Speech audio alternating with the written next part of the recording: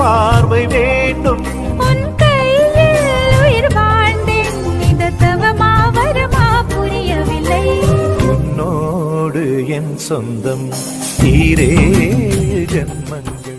கிளை ஒன்றில் மேடை அமைத்து ஒளி வாங்கி கையில் கொடுத்து பறவைகளை பாடச் செய்வேன். இலையெல்லாம் கைகள் தட்ட அதில் வெல்லும் பறவை ஒன்றை